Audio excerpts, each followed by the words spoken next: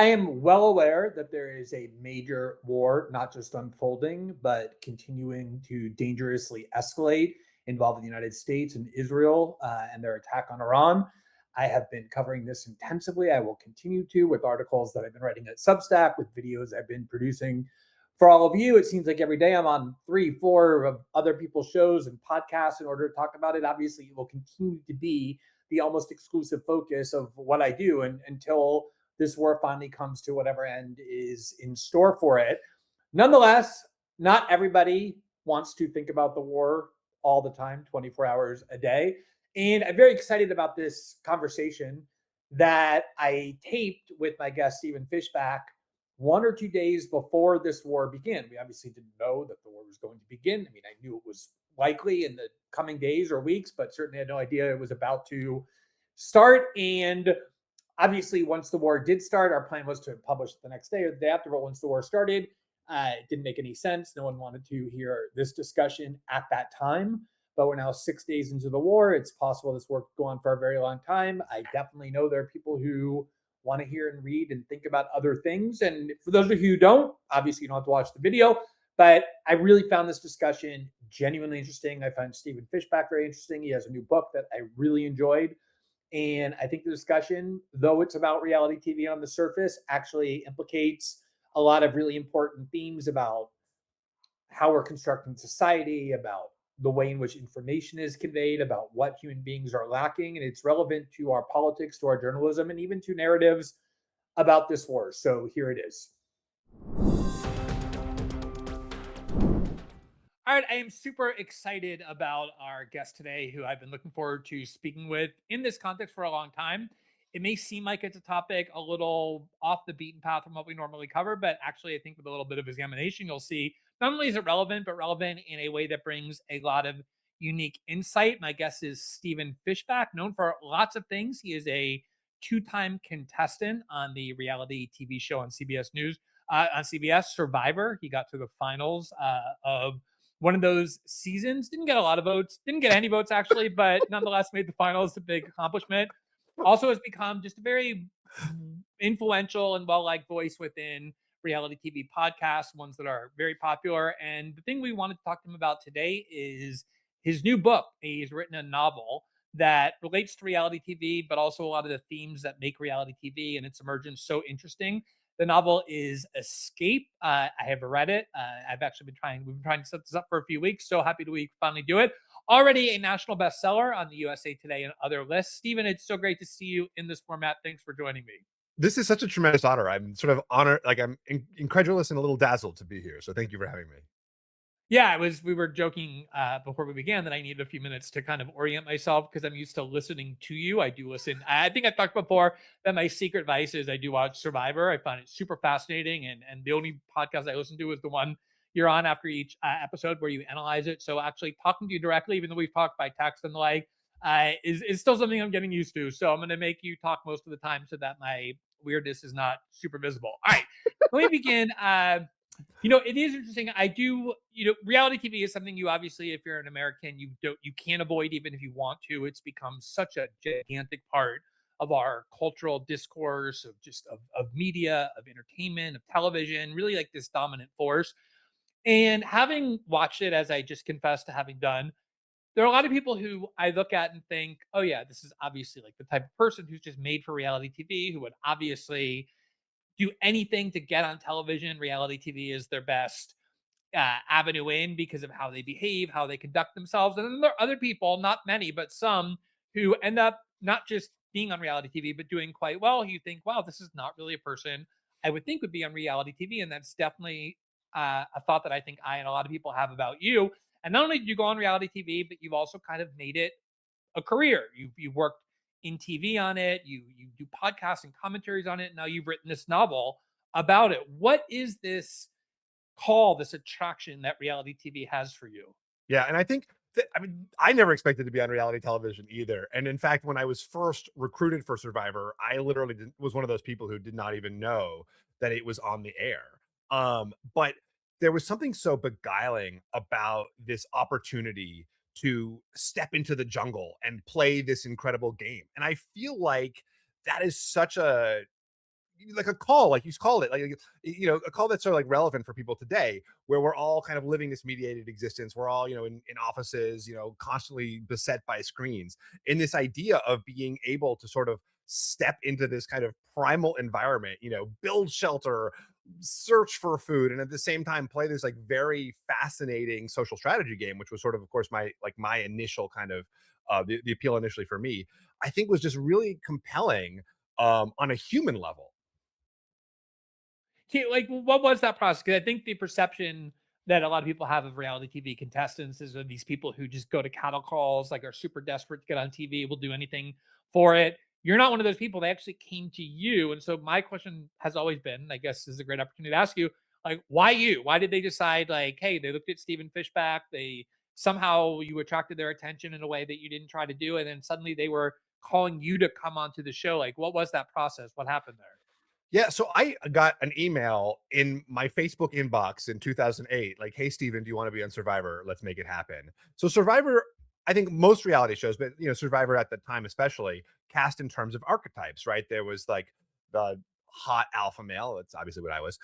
There was like, there's like the beach beauty. There's like the crazy older lady, and they had cast their season 18 in Tocantins, Brazil, and they had cast a nerd, but they had decided he wasn't nerdy enough. And so my friend who worked in casting was like, I know a real nerd for you. I've got a nerdy nerd. So they reached out to me, and my initial impulse was absolutely not. I had worked in television, and I knew, you can look like an absolute dolt. Like, it's literally in the contract. We can make you look stupid on television.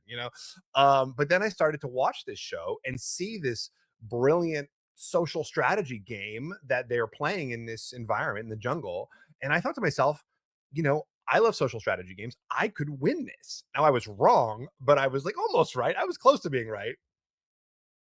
Yeah, I mean, you did. I mean, I was joking at the beginning about how you got no votes, which, is something that you can be self-effacing about. But getting to the end of Survivor, not just in terms of like the survivability of it, the physical part, although that is very difficult. It was, it's now 26 days, but it was 39 days when the two times you did it. But also, to navigate all of just like the vipers and the social part of the game that I assume is what you like best requires a lot of different skills. I mean, people can get there kind of at the end almost through luck, or they get dragged there because of the perception that nobody will respect them. That wasn't your case. You really had to fight continuously throughout your season to get to the end. And I assume you felt like you had proven to yourself that you could do something that probably previously you were unsure that you could do, or even assume that you couldn't. Like, did you get that sense of personal accomplishment? Yeah, absolutely. I mean, even though I didn't take away the $1 million or the title of sole survivor, I did. You step out there just like praying you're not the first person voted out, and then when you sort of get your feet under you, you think, well, hopefully I can make the merge, which is this point in Survivor where all of the different tribes come together and sort of compete as one.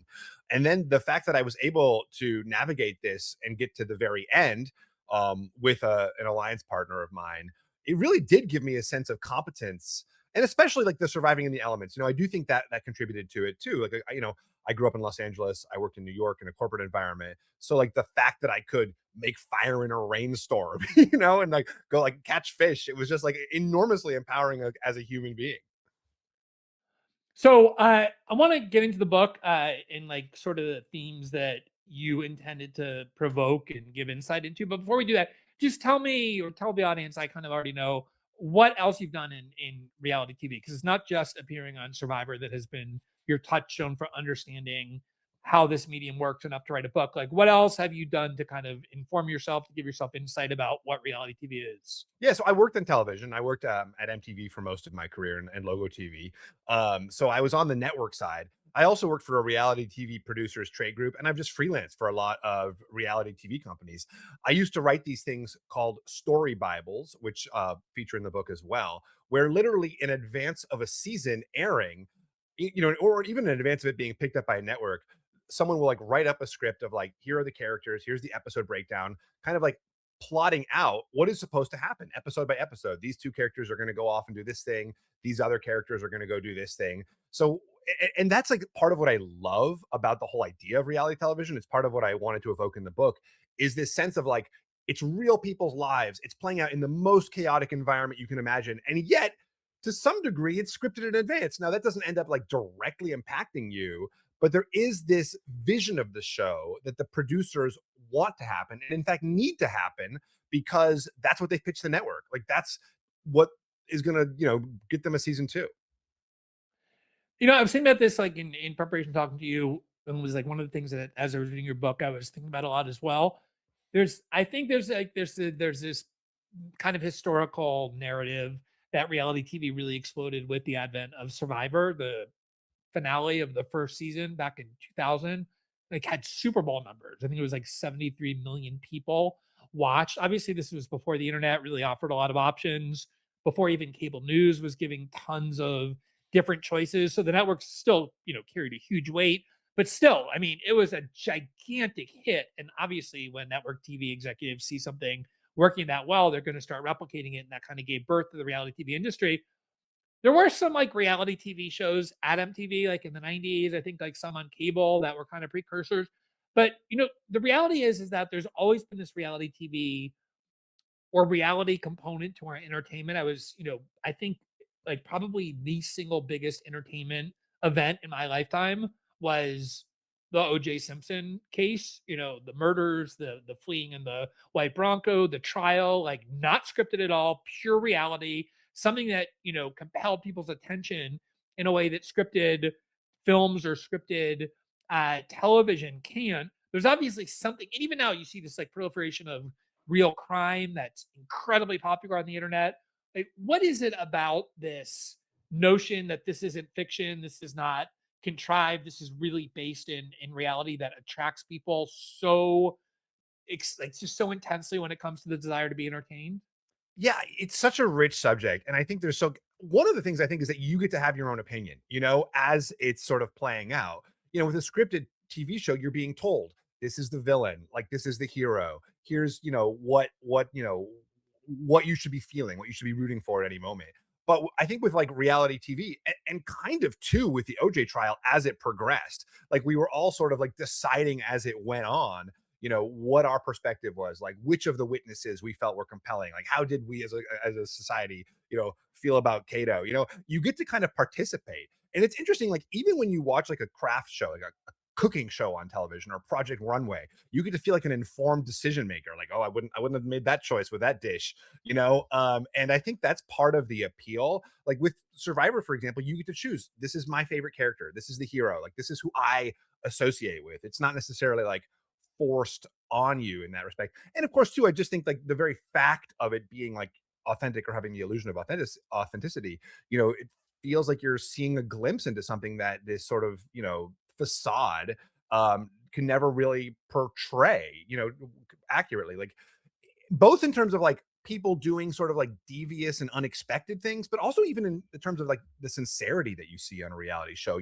You can see emotional moments on a reality show, like on Survivor, these two guys who were adversaries, like bonding over the fact that they had both lost their moms. If it was on a scripted show, it would feel maudlin. It would feel like, simplistic, but because it's real, it's like the genuineness of this emotion is just so powerful.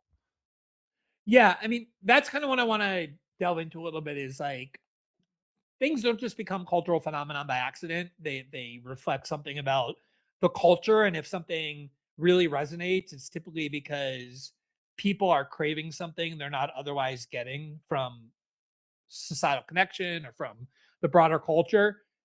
In the event of reality TV and just how intensely, like insanely popular it's become, still, 25 years later, Survivor itself is like insanely popular after all this time, but so many of these other shows as well that have become dominant in the culture. And, you're right. It is interesting. Like if you watch a film, you read a novel, you watch a TV show, like a scripted TV show, you can like have opinions about whether it's good or bad, about what the motivate, but the way in which people viciously debate and like intensely and passionately debate, did this contestant deserve to win? Did production do the right thing here? Who's the villain? Who acted? I mean, they inspire so much intense emotions, like huge communities and podcasts and all that in a way that scripted television or even film can't. Like, what is it that is tapping into in the culture? Like why do we have this desire to feel like we're part of something that only reality TV can give? I think you're right. And I think we've all just been exhausted by this sense of we're being produced all the time, or like, like everything we see is mediated. And I think that was obviously a big, theme in politics too, right? This sense that like everything was so scripted, everything was so orchestrated that like when you finally get a glimpse of something authentic, you just feel like such this sense of like relief almost because it's like so unusual. Um, and I definitely think that was true with reality TV. I mean, the fact that people make mistakes, right? Like you can see a mistake on reality TV. Like that's incredible. Like everything is going well for this person, and then they screw it all up with some like enormous blunder. They say the wrong thing at the wrong time, you know? Like that doesn't happen unscripted, you know? Like the hero doesn't suddenly like get an injury and get medevaced off the page, you know? Like Or that's have like really severe stomach problems on television. exactly. Yes, have severe gastrointestinal distress has happened to me. Like you just don't get that. And it's like it's funny and it makes you laugh, but it's also like it's just like the reality of our lives. And so like while in the one sense, like, you know, a reality show is structured by the producers into like a 3-act narrative that's compelling, like that is in the context of these like real events happening that you just literally couldn't see in another format, in a scripted format. Yeah, you know, it's interesting. When I wanted to have you on, I wanted to have you on because I love your book, because I've harassed you over the years to make you talk to me about Survivor and give me insight. Because I feel you have such an interesting perspective, but also, I have, it did make me start thinking about like what is it in our culture, spiritually, politically, psychologically, emotionally, that has caused this to resonate so much. I started off saying it's like a secret vice of mine that I watch Survivor that I almost never tell anyone, and then I started thinking like, why is that? Like I could justify it with very pretentious pseudo intellectual language, like it's a social experiment. You take all these people who are from different walks of life and you put them together in these very extreme situations and see what they're willing to do for $1 million, all of which is totally true. Like I think that is real, but also there's other aspects to it besides that kind of like high-minded appeal. And I think one of the reasons why people like me say, oh, it's a secret vice, we don't talk about the fact that we like it, is because it's taken on this kind of tawdry, sort of primitive component to it. Like it has this feel of very cheap, craven entertainment. And I think part of that is reflected in one of the main characters of your book, this kind of desperation for fame. Like the one of the characters that's in your book is somebody who kind of had this peak of fame and admiration for being on a reality show, and years later start trying to cling to that fame, rediscover it. I saw this interview with a very famous reality TV contestant, Lisa Renna, who I guess became famous from the Housewives series. She was just on Traitors. She has a new book out, so she's everywhere.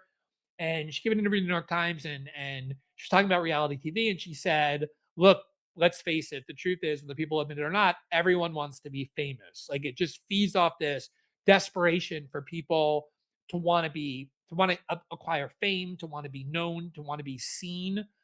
Now, we've always kind of had that, like in Hollywood, how many people, millions of people have, gone to Hollywood and subjected themselves to all sorts of indignities to just be known, have a career in film or whatever. Those are very notorious. There's something about reality TV show, and I think our contemporary culture, that makes it different in kind of tone. Like it seems more desperate, but also more important for people to just find a way to be seen and famous. I'm wondering if you think that too, and if so, what explains that? Yeah, I think, well, first of all, I think everyone is sort of competing for that. Like whether now, like, whether or not you're on reality television, like we're all kind of like curating this vision of our lives now on social media, on whether it's like the pictures you're posting on X or like your witty aphorisms that you're posting, or sorry, the pictures you're posting on Instagram or your witty aphorisms on X. Like everyone is trying to like present this like sort of like curated vision of themselves as to get those likes, to get those retweets. So and it does, like, it just feels good. Um and of course, like the more that people are celebrated, the more that you see other people getting those retweets, the more that like you do see like people having this like being celebrated, like the more you crave it for yourself. Like that becomes that becomes the currency. I wasn't somebody who wanted to be famous. Like I didn't want to be on TV. I wanted to play a game. I wanted to like go into the wilderness. And then I was on TV and it was awesome. It was so cool. It was like the way that people treated you. They started to treat me with like a little bit differently. Not like I wasn't like famous. I was on reality television, but like I was on TV. There was something to that. And people were inviting me to more parties. People were, I could just see in like my social interactions that people were listening harder to the things I said. And then 5 months later, I wasn't on TV anymore. And that started to go away. And like, as much as it was like fun to have it, it was like painful to lose it.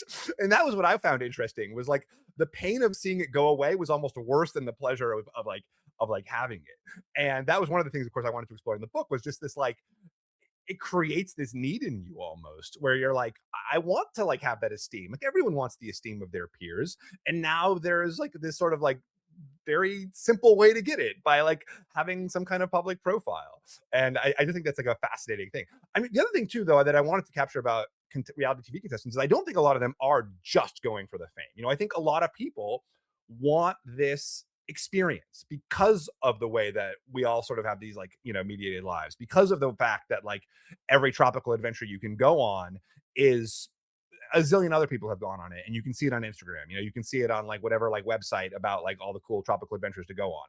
And it's super safe and managed and curated and like created for you. So everything you're about to do, you almost have no choice. So it's just like a path that you walk down that's been built for other people by other people. You Yeah, know, there's to be literally as like like safe railings, you and know, like predictable as possible. Yeah. you're climbing a mountain path and there's like literally a handrail on the side, you know, and there's no handrails on Survivor. You know, there's no handrails on Naked and Afraid. Those people are naked. They're literally naked. So I think that the idea of like going into this and doing something where there are no rules, there are no guardrails, is it's such an impossible thing to capture. But the fact that and the fact that you can only capture this kind of freedom, I mean, there's other ways, obviously, but that this is a path to capturing this freedom. In this like extremely structured, mediated environment of a reality TV show is really interesting.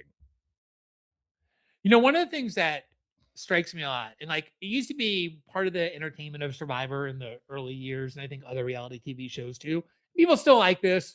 You know, people go there and they just hate each other. They have like constant drama and conflict and tension, and like they just talk shit about each other, like behind their backs or even to their faces.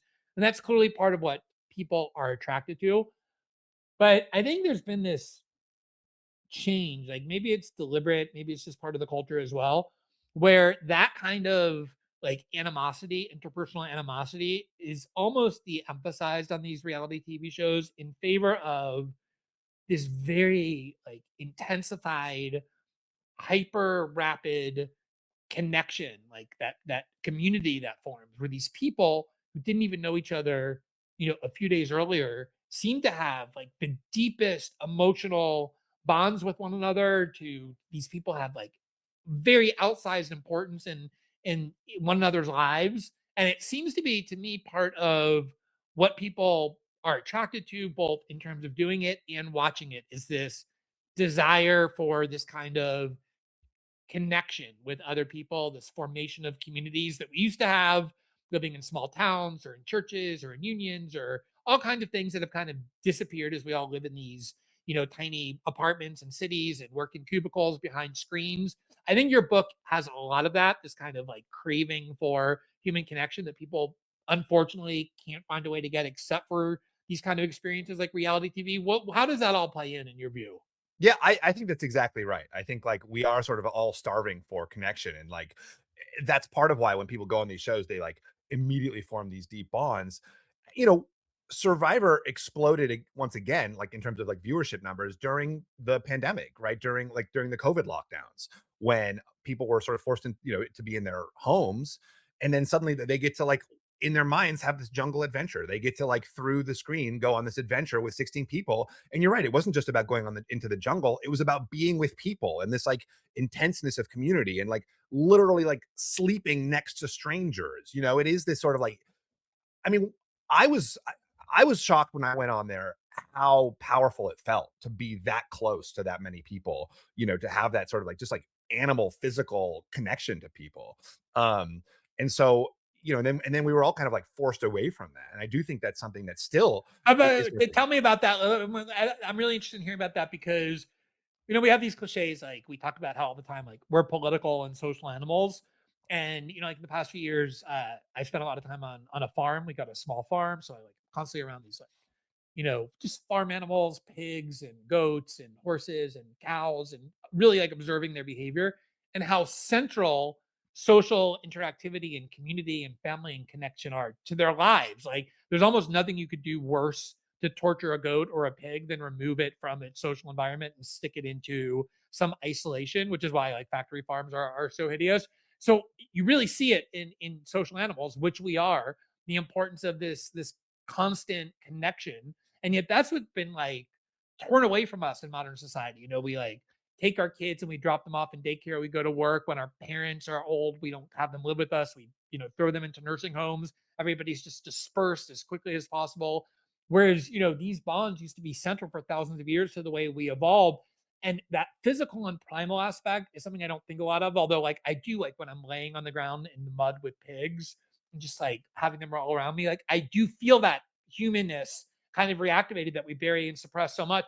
What was that like for you? Like, especially, you were saying you grew up in like I did, like in cities or suburbs, where you're really alienated from those primal roots. Like, what was that experience like in forcibly having to reconnect to it? Yeah, I've never been a big hugger or whatever, or I had never been a big hugger. I've always been a little bit physically awkward, a little bit, more cerebral than in my body. But then I remember there was one night when I was with just one other person. We were on this sort of remote island together called Exile Island. It was pouring rain, it was freezing. And those just like that inherent distance you feel from people, or like discomfort with another, like a stranger's body or even a friend's body, like immediately dissipates, because like you need that other body for like literally like for their body heat. So I have like never been as close to another human, maybe my wife, yes, but like other than that, Right, just like as I, people with whom you're not intimate right, otherwise. yeah, and just like that primal experience, and it really opened up something for me. And like when we were, subsequently, like when we were just being in the shelter together, we get very, very, very close, and it is this like deep human connection you have with other people, like simply because of that, really, like simply because of the fact that like I am there for your heat, and yet I'm like providing my heat to you through my chest. I mean, again, like it was something I wanted to get in the book too, which is like this sense of like you are creating this like deep primal bond, but then at the same time you're like on a reality show, and you're like betraying people on a reality show. And so like who has to betray people in their normal day-to-day life? Like I don't like betray anybody. I don't lie to people's faces. People who And work in they, politics, people who oh, work in I guess journalism. that's fair. I guess that's fair. I guess like yeah, there's actually quite a whole subclass of people who do that professionally. Yeah. Lawyers. Yeah. By the way, like in the book, there's a bunch of different characters. It's not just reality TV show contestants, but it's also reality TV show producers and how they're kind of manipulating and working with a kind of facsimile of reality, but at the same time, as you said, kind of having an idea of what they want to force it to be, or what they want to kind of turn it into. They look ahead of time, not just picking randomly. They're purposely putting people together to create some kind of social dynamic that they find that they think will be entertaining, that a lot of people want to watch. It kind of has both components, like reality, but also something very mediated, which probably is, I think, our reality as well. But I think that's part of what also gives it this kind of shameful, lowly, kind of scummy feel to it. Reality TV has that connotation that it's not just a bunch of people desperate to be famous, but the exploitation of them and their personhood that is permitted in that desperation, in the way in which TV executives are more than happy to take advantage of that. How much of a dynamic is there in that? And do you think that's different in kind than, say, the Hollywood star system or other ways of fame making that came before it? That's a really, really interesting point. Honestly, I hadn't thought about it. Like that reality specifically has this stigma. But like Hollywood obviously is built on exploitation, and you just hear constantly these stories of exploitation of like of people, I'm laughing, but it's actually horrible. And the music industry too, same thing. Yeah, and often like, young people in Hollywood too, where at least with a reality show, for the most part, it's all consenting adults, who are agreeing to this, like stepping into this with, knowledge of the trade-offs. Um, and in some way mitigated by the fact that it does seem so tawdry. Like, Hollywood is so, you're so starry-eyed about the whole thing. So you're like, I'll do anything for that brass ring. But like, with reality shows, at this point, you kind of should know what you're getting into.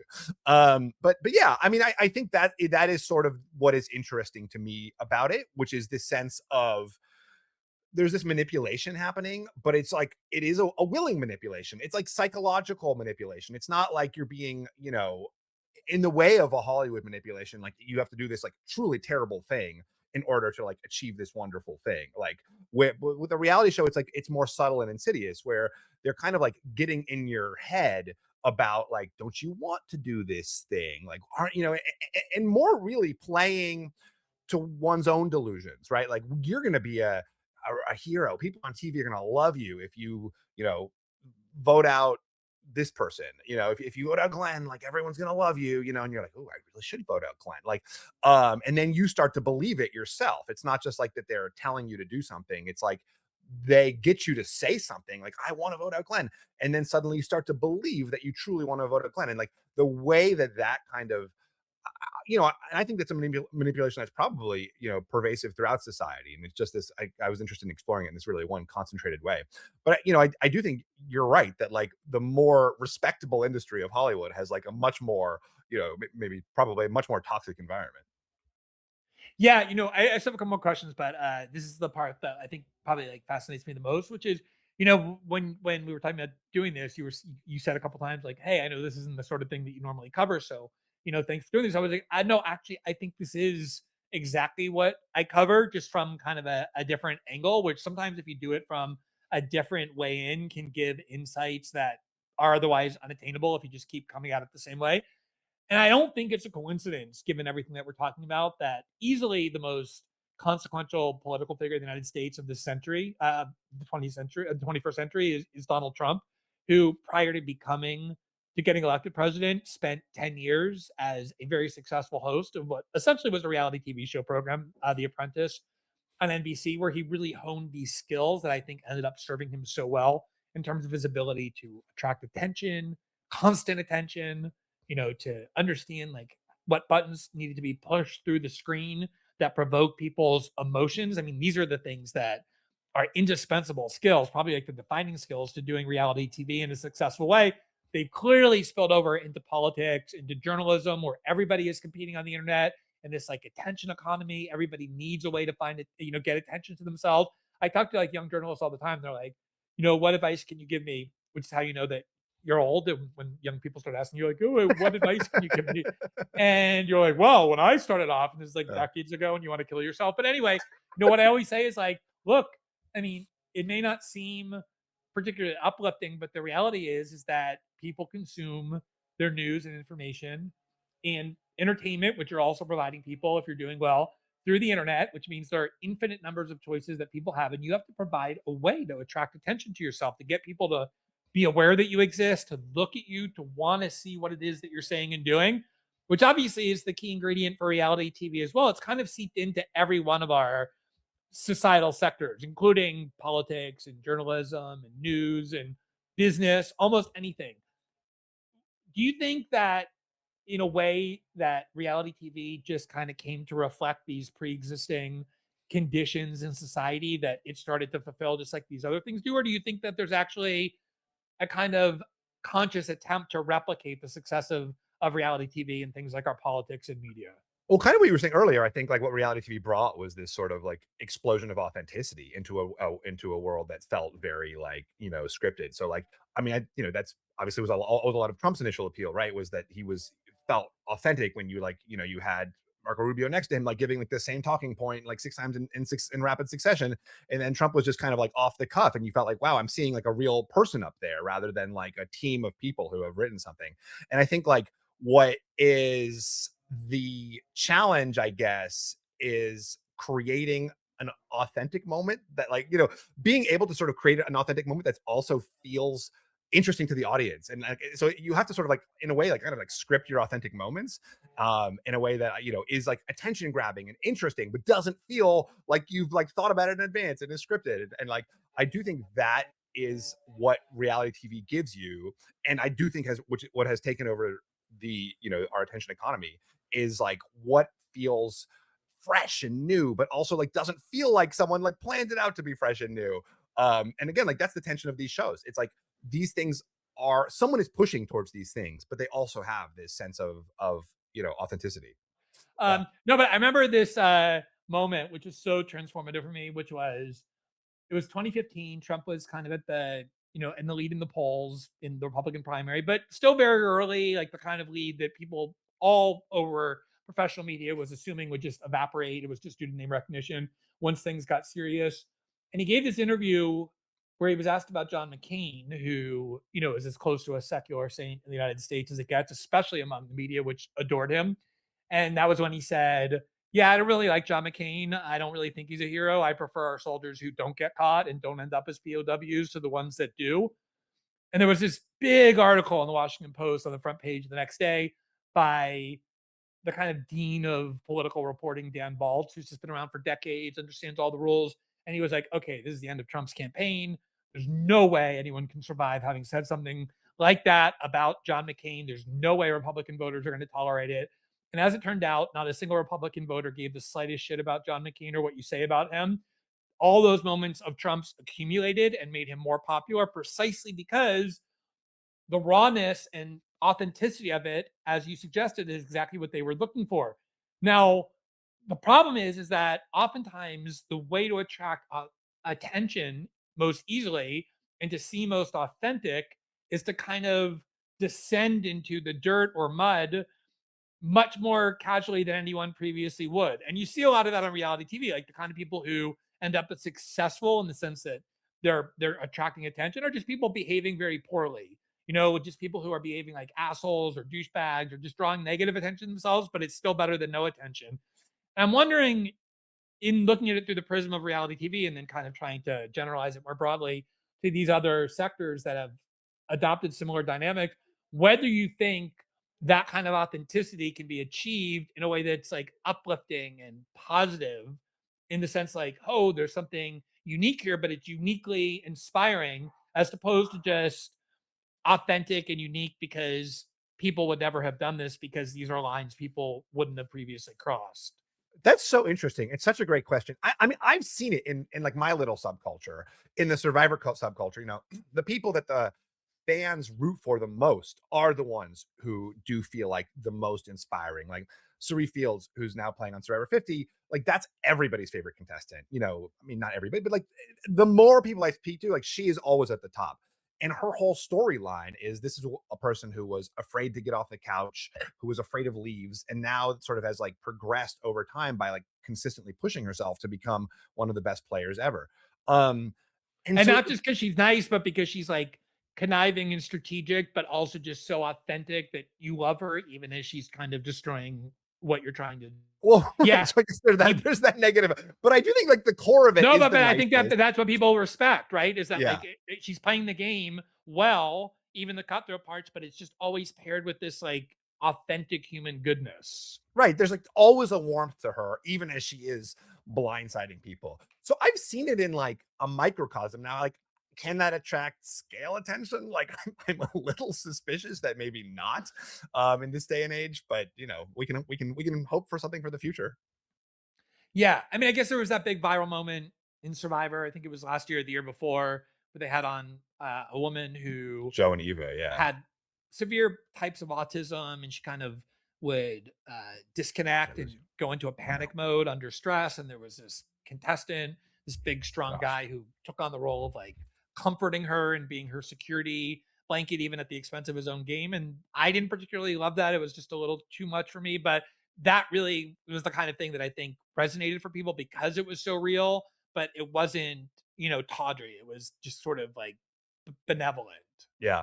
I mean, the thing about those moments is like you can't really maintain them. You can have one big moment and it can have like one big impact, but like because it is so such an authentic thing, and because it is like such a a situation specific thing, like you just can't, like Joe couldn't then like go on and have that same hero moment again and again with like multiple other people. It would just look, then at that point it looks contrived, whereas to your point, you can keep going lower. It's hard to keep going higher. All right. Well, Stephen, I'm so happy I got an advanced copy of your book so that I could spend the time I wanted to reading it. I read it from front to back. I loved it pretty much as every other critic of major outlets and literary blogs, and pretty much across the board, it was widely applauded, which is very hard to do with a novel. It's doing well in terms of how many people are buying it. I really hope people will read it and see that like it's not just about reality TV, although it is, and that should be something you're interested in just because of how dominant it is in our culture. But it provides so many windows into like why this thing just took over our entertainment. It didn't happen arbitrarily, but because of a lot of, I think, very complex dynamics in terms of how we as human beings are craving things that we're not getting, how society is structured to deny us certain things that we probably need, and we're turning to things like that together. So congratulations on the book. I know from experience how hard and miserable, but also like inspiring writing a book can be. So I really appreciate you taking the time to talk to me. Thank you so much. This has been so fun. Yeah, you too, Stephen. Thanks.